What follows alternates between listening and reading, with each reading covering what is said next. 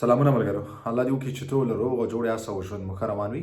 د یو نوی ویډیو د یو نوی موضوع سره بیا ستاسو خدمت کې حاضر یم. زه کوشش کوم چې هغه مهمې موضوعګانې کومې مهمې پوښتنې مانه کېږي زه هغه راواخلم، اول په هغو باندې ویډیو جوړه کړم او تاسو ته دقیق معلومات در ورسوم. ملګرو، یو څو ورځې مخکې په لاشاپل کې یو ملګری سره زما لیدل وکړل. هغه ملګري چې کوم هغه دلته ډوبلن و او هغه د کوم هیواد چې دی ډوبلن و هغه هیواد ته ترکي خاک ورکړی و، ورته ویلي چې ته دې هیواد نه باید وځې. هغه یې رد کړی و، هغه ټول دوسیه رد شوی و، بیا یې ترکي خاک ورکړی و. نو بیا دلته فرانسې ته راغلی و، بیا فرانسه کې د هغه هیواد دی ډوبلن و. نو ده سره چې کله ما خبرې وکړلې څه پوښتنې څه معلومات یې پکار و، نو ده داسې کار کړی و چې هغه کوم د رد کېدو اسناد چې کوم هغه د کوم هیواد چې دی ډوبلن و او ده ته اسناد ورکړي چې دی رد شوی و، هغه رد کېدو اسناد او هغه ترکي خاک چې کوم ورقې وې دا ده راوړې وې، دلته چېرته غورځولې وې. نو ده نه ما پوښتنه وکړه چې دا ولې غورځولې دي؟ نو ده ما ته وویلې چې ما نه غوښتل چې زه دا ورقې دلته ورکړم، نو دا به ماله مشکل جوړ کړي، یا د ده په زړه کې چې هر څه وه، خو ده دا ورقې دلته چېرته غورځولې وې او هغه یې دلته غوښتل چې دلته یې ونه ښیي.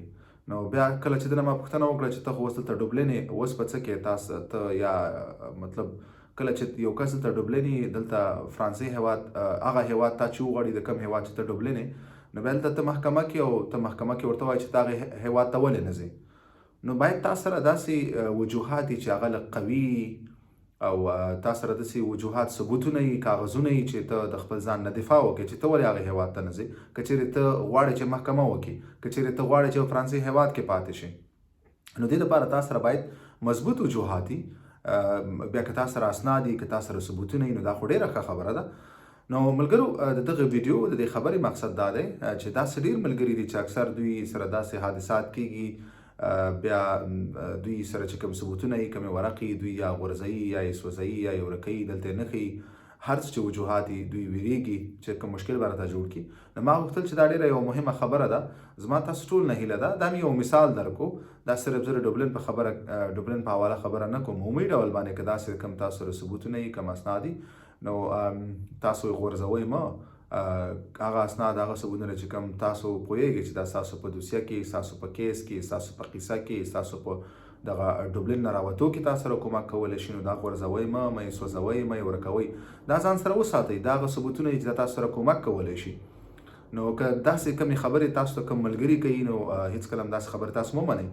زه مطمئن یم دغه ملګري ته هم نورو خلکو ویلي و چې دغه تا له مشکلات جوړولی شي، پلانکې دی، پیستانکې دی، نو هغه بېچاره یې ویرولی و، هغه ورقې چې کوم دی غورځولې وې. نو تاسو که داسې ملګري لرئ یا دغسې حالات سره چېرته مخامخ کېږئ، نو هېڅکله هم د خپل ځان یو ملګري ته مه وایئ چې دغه ورقې، دغه ثبوتونه دی ضایع کړي یا یې ګزار کړي یا یې وشکوي یا یې وسوځوي. نو امکان دی ولري چې هغه دوی ته په کار راشي او د دوی یو مضبوط بنیاد جوړ شي تر څو دغه سخت حالت نه دوی راوځي. نو دغه ثبوتونه تاسو سره په هر ځای کې کومک کولی شي. ستاسو په قصه کې لکه څرنګه چې ما وویلې، ستاسو په دوسیه کې، ستاسو په کیس کې، ستاسو هغه ډوبلني حالت کې، نو هېڅ وخت دغه ثبوتونه تاسو مه غورځوئ. دا تاسو ته نقصان کوي. نو دغه نه تاسو استفاده کولی شئ، یو مضبوط بیک ګراوند تاسو ځان ته جوړولی شئ تر څو تاسو ځان نه دفاع وکړئ او تر څو تاسو دغه سخت حالت، کوم حالت چې تاسو راګیرئ، هغه نه راوځئ.